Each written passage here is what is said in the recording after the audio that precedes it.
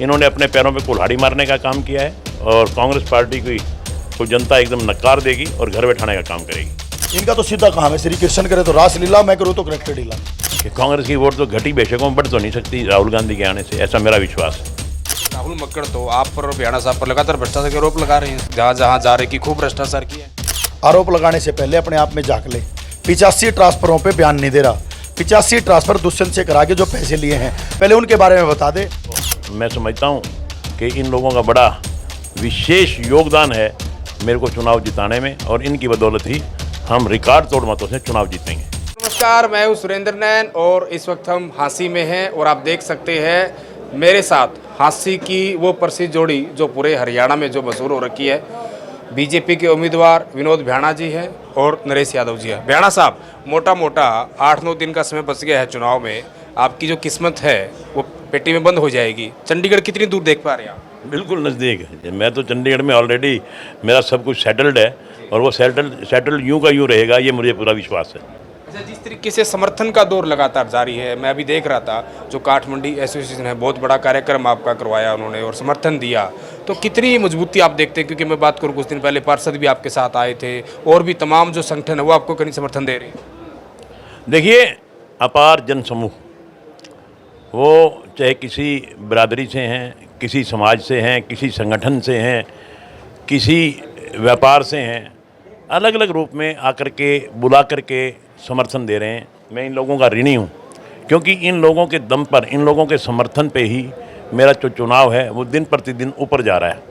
तो मैं समझता हूँ कि इन लोगों का बड़ा विशेष योगदान है मेरे को चुनाव जिताने में और इनकी बदौलत ही हम रिकॉर्ड तोड़ मतों से चुनाव जीतेंगे। अच्छा, जिस तरीके से मैं बात करूँ कांग्रेस की, राहुल गांधी हरियाणा आए, 2 जगहों ने रैली की, असंध में की, बरवाड़े में की, कैसे देखते हैं आप? किस तरह का मतलब उनका रहने वाला? देखिए, राहुल गांधी का मुझे तो नहीं लगता कोई असर हो।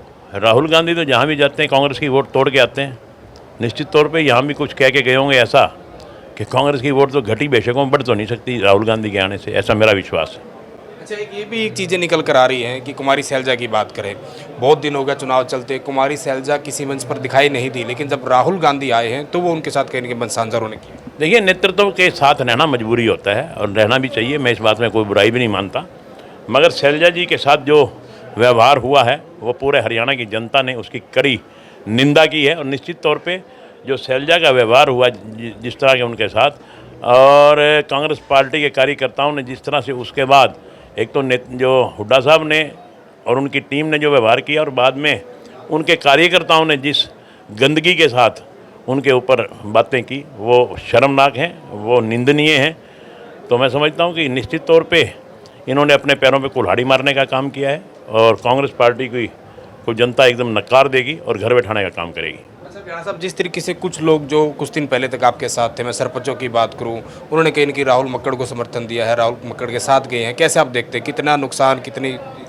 देखिए, सरपंच का एक चेहरा होता है और बाकी तो वोट तो हर आदमी की मर्जी का है और सरपंच उधर से छोड़ के इधर भी आए हैं, इधर से छोड़ के उधर भी आए हैं। ये चुनाव में ऐसा होना लगभग मैं समझता हूँ जरूरी सा होता है कि लोग उधर से इधर, इधर से उधर, ये एक रोज़ाना की प्रक्रिया है, इसमें कोई फ़र्क नहीं पड़ने वाला। नरेश यादव जी, आपसे सवाल है। नरेश भाई, जब से आप भ्याणा साहब के साथ आए, बीजेपी में आए हो, सबसे ज़्यादा मतलब लोगों की रडार पर नरेश यादव है। राहुल मक्कड़ तो खुलकर कहते हैं कि हांसी को काशी बनाने वाले, है ना, आरोप लगाने वाले, अब खुद वहाँ जा बैठे। ऐसा है, हांसी को काशी राहुल मक्कड़ ने थोड़ा ही बनाना है, नरेश यादव ने बनाना है। मैं आज भी उस पर कायम हूँ। मैंने कब कहा मैं बीजेपी में चल गया तो काशी नहीं बनाएंगे, और काशी बनेगी पैसे से। पैसे हैं मनोहर खट्टर जी के पास, हरियाणा में नायब सैनी के पास, हांसी में विनोद भ्याणा के पास। तो साथ मिलके काम करने में कौन सी बुराई है? साथ मिलके कोई गलत काम तो नहीं कर रहे ना, विकास के लिए साथ गए हैं और विकास के लिए तो मैं कहता हूँ साथ जाना ही चाहिए। और राहुल मक्कड़ अब 8 तारीख को चुनाव हार जाएंगे, वो भी फ्री हो जाएंगे, अगली 5 साल की तैयारी करनी हो तो वो भी हमारे साथ लग लें, अच्छा रहेगा उनके लिए भी। कितनी मजबूती आप देखते हैं कि आपके आने के बाद, क्योंकि आपकी बहुत बड़ी टीम है, लगातार आप चुनाव की तैयारी कर रहे थे, हालांकि आप टिकट की दौड़ में थे, लेकिन टिकट तो एक को ही मिलनी होती है, कितनी मजबूती आप देखते हैं? बहुत से लोगों का अपना अपना आइडिया निकालेंगे वो। मैं आपको कहता हूँ विद मोबाइल नंबर 16,000 लोगों की टीम है, छोटी बात नहीं होती है।